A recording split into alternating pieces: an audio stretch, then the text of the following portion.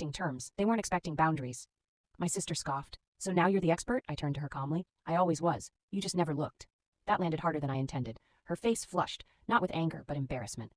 Over the next few weeks, I helped from a distance. Emails, calls, advice. No handouts, no rescue fantasy. Just support where it made sense. And slowly, painfully, they realized something. I wasn't helping to earn their love. I was helping because I chose to. One evening, as I prepared to leave after another tense visit, my mother stopped me at the door. We were wrong, she said quietly. About you, about everything. Her eyes filled with tears. We didn't see you. I believed her, but belief doesn't erase the past. I know, I said gently. That's why I learned to see myself. I left that night feeling lighter, not because they finally apologized, but because their regret no longer defined me. They had lost years with me, and that loss was something no amount of success, mine or theirs, could undo. I didn't come back for a while after that, not out of spite, not to punish anyone. I simply returned to the life I had built, the one that didn't revolve around comparison, competition, or conditional love. Work picked up again, deadlines stacked, meetings blurred into flights and hotel rooms. The world was moving fast, and for once, I was moving with it instead of being dragged behind. And something interesting happened.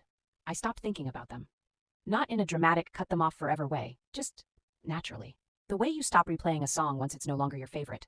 The way old wounds lose their sting when they're no longer being touched. Meanwhile, their reality caught up with them. The restructuring helped, but it wasn't a miracle.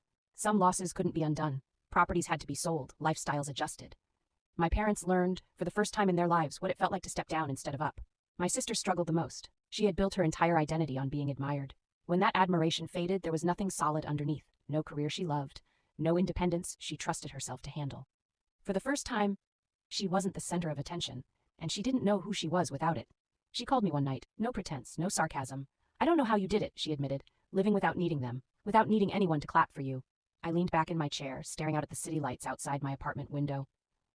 I didn't stop needing it overnight, I said. I just got tired of begging for it.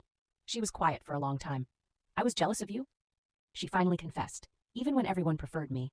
That was the moment I realized something important. The favoritism hadn't just hurt me, it had crippled her. Months later, my parents invited me to a family gathering. Small, quiet, no performance, no extended relatives to impress, just honesty for once. I went, not because I needed closure anymore, but because I wanted to see who they were when the masks were gone. They were different people, softer, more careful with their words, less certain of their authority. They listened now, they asked instead of assuming. And for the first time, they spoke about me without comparison. That night, my father raised a glass. To our daughter, he said, who taught us too late what strength really looks like. I didn't cry. I smiled, because my strength no longer came from finally being recognized. It came from knowing I would have survived, even if they never had. I didn't move back home. I didn't take on the role of savior. I didn't rewrite history. I kept my distance. I kept my boundaries. I kept my life. And in doing so, I gained something far more valuable than revenge or validation.